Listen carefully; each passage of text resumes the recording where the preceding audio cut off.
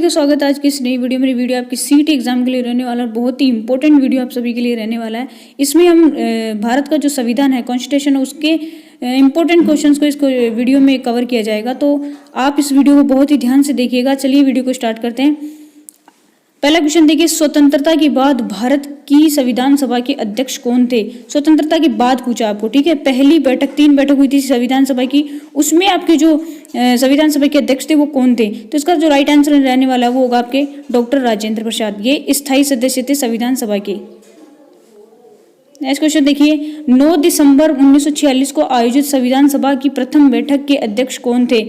प्रथम बैठक के अध्यक्ष पूछा आपको, तो उसमें प्रथम बैठक में अस्थायी सदस्य नियुक्त किए गए थे, वो थे आपके डॉक्टर सच्चिदानंद सिन्हा। और दूसरी बैठक के अंदर 2 दिन के अंदर दूसरी बैठक हुई थी, उसके अंदर डॉक्टर राजेंद्र प्रसाद को स्थायी सदस्य बना दिया गया था। चलिए नेक्स्ट क्वेश्चन देखते हैं। इनमें से कौन भारतीय संविधान की मसौदा समिति के अध्यक्ष सदस्य नहीं थे? सैयद मोहम्मद सादुल्ला ये तो थे, एन गोपाल स्वामी अयंगर ये भी थे, डॉक्टर के.एम. मुंशी ये भी थे, ए.वी. ठक्कर ये नहीं थे, ये मसौदा समिति के सदस्य नहीं थे। नेक्स्ट क्वेश्चन देखिए, पंडित जवाहरलाल नेहरू ने किस तिथि को संविधान सभा में उद्देश्य प्रस्ताव प्रस्तुत किया था? इसका राइट आंसर होगा 13 दिसंबर 1946 को। 13 दिसंबर 1946 को पंडित जवाहरलाल नेहरू ने संविधान सभा की एक बैठक हुई थी जिसमें उद्देश्य प्रस्ताव रखा था। हमारे संविधान की जो उद्देशिका है उसका एक प्रारूप बनाकर इन्होंने प्रस्ताव रखा था। नेक्स्ट क्वेश्चन देखिए, कितने वर्षों लगभग के विचार विमर्श के बाद भारतीय संविधान पर हस्ताक्षर किए गए थे? कितने वर्षों के बाद, कितने वर्षों में विचार विमर्श करके कितने सालों में भारतीय संविधान पर हस्ताक्षर किए गए थे? तो इसका राइट आंसर होगा ऑप्शन नंबर डी, 3 वर्षों के बाद भारतीय संविधान पर हस्ताक्षर किए गए थे। चलिए नेक्स्ट क्वेश्चन देखते हैं। स्वतंत्र भारत का पहला केंद्रीय बजट किसने पेश किया था? हमारा जो बजट होता है, एक वित्त वर्ष का एक बजट तैयार किया जाता है और उसको प्रस्तावित किया जाता है, तो वो पहला केंद्रीय बजट किसने प्रस्तावित किया था? तो ये होगा आपके R.K. सन्मुख Chetty. Option number D correct होगा। चलिए नेक्स्ट क्वेश्चन देखते हैं। भारत की संविधान सभा का विचार पहली बार किसने दिया था? पहली बार किसने कहा था? सब संविधान का निर्माण हो रहा था तब पहली बार किसने कहा था कि भारत में एक संविधान सभा भी होनी चाहिए जो संविधान का निर्माण करेगी? उसका राइट आंसर होगा M.N. Roy. Option number B correct होगा। M.N. रॉय ने सर्वप्रथम ये विचार दिया था। नेक्स्ट क्वेश्चन देखिए, भारतीय संविधान को लिखने वाली संविधान सभा के उपाध्यक्ष कौन थे? तो इसका राइट आंसर होगा वो होगा आपके राजेंद्र प्रसाद जी, तो इसके स्थायी अध्यक्ष थे, राइट। और जो H.C. मुखर्जी थे वो आपके उपाध्यक्ष थे संविधान सभा के। नेक्स्ट क्वेश्चन देखिए, 9वां क्वेश्चन देखिए, भारतीय संविधान के जनक के रूप में किसे जाना जाता है? तो ये डॉक्टर भीमराव अंबेडकर को माना जाता है। ऐसा माना जाता है कि डॉक्टर भीमराव अंबेडकर भारत के संविधान के जनक है। नेक्स्ट क्वेश्चन देखिए, बहुत ही सिलेक्टेड इंपॉर्टेंट क्वेश्चन आप सभी के एग्जाम के लिए। भारतीय संविधान को कब अंगीकृत किया गया था? 26 जनवरी 1950 को, 26 नवंबर 1949 को, 26 जनवरी 1947 को, 26 नवंबर 1946 को। इसका राइट आंसर होगा 26 नवंबर 1949 को, और 26 नवंबर को ही संविधान दिवस मनाया जाता है। नेक्स्ट क्वेश्चन देखिए, 11वां क्वेश्चन देखिए, भारत में कौन सा दिन संविधान दिवस के रूप में मनाया जाता है? वही क्वेश्चन रिपीट हो गया, तो ये 26 नवंबर को मनाया जाता है क्योंकि 26 नवंबर को ही हमारा संविधान क्या हुआ था? अंगीकृत हुआ था। नेक्स्ट क्वेश्चन देखिए, निम्नलिखित में से कौन सा भारतीय संविधान का स्रोत नहीं है? मतलब ऐसा कौन सी इन 4 ऑप्शंस में दिया गया है जिनसे हमारी भारतीय संविधान में कुछ भी नहीं लिए गए हैं?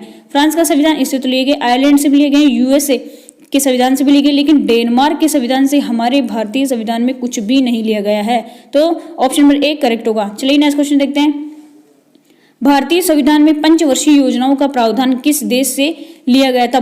सबसे पहले जब हमारा देश आजाद हुआ था, संविधान सभा का निर्माण हुआ था, उस टाइम पे 5 वर्ष की जो योजनाएं बनाकर देश का विकास करने का लक्ष्य रखा गया था। तो वो योजना, वो जो विकास की एक तरह की जो योजनाएं बनाई जा रही थी वो किस देश से लिए गया था? तो ये राइट आंसर होगा USSR। अर्थात आज जो हमारा रूस है उसको पहले क्या बोलते थे? USSR, सोवियत संघ। नेक्स्ट क्वेश्चन देखिए, भारतीय संविधान में मौलिक अधिकार किस संविधान से अंगीकृत किए गए थे? तो इसका राइट आंसर होगा संयुक्त राज्य अमेरिका, USA से मौलिक अधिकारों का प्रावधान हमारे संविधान में लिया गया था। नेक्स्ट क्वेश्चन देखिए, भारतीय संविधान में शामिल नीति निर्देशक तत्वों की अवधारणा किस देश के संविधान से ली गई थी? नीति निर्देश आयरलैंड से। ऑप्शन नंबर सी करेक्ट होगा। आयरलैंड से हमने नीति निर्देशक तत्वों को ग्रहण किया था। नेक्स्ट क्वेश्चन देखिए, निम्नलिखित में से किस देश का सबसे बड़ा लिखित संविधान है? इसका तो आंसर आप सभी को आता होगा। फिलहाल देखिए इसका आंसर होगा option number D, Bharat, India. हमारे भारत का जो संविधान है वो विश्व का सबसे बड़ा लिखित संविधान है। राइट, चलिए नेक्स्ट क्वेश्चन देखते हैं। संविधान की लिखित संकल्पना का उद्भव सबसे पहले कहाँ हुआ था? लिखित मतलब सबसे पहले लिखने की जो प्रक्रिया थी, संविधान को लिखकर एक कॉपी के अंदर लिपिबद्ध कर देने की जो प्रक्रिया थी, वो सबसे पहले संयुक्त राष्ट्र अमेरिका यूएसए में इसका सबसे पहले प्रचलन हुआ था। नेक्स्ट क्वेश्चन देखिए, भारत का मूल संविधान कहाँ संरक्षित है? मतलब जो संविधान की जो किताब है जिसमें संविधान लिखा गया है वो इस टाइम पे कहाँ रखी हुई है? राष्ट्रपति भवन में, प्रधानमंत्री निवास में, संसद भवन में, सर्वोच्च न्यायालय में। इसका राइट आंसर होगा संसद भवन में। ऑप्शन नंबर सी करेक्ट होगा, संसद भवन में हमारा संविधान सुरक्षित है।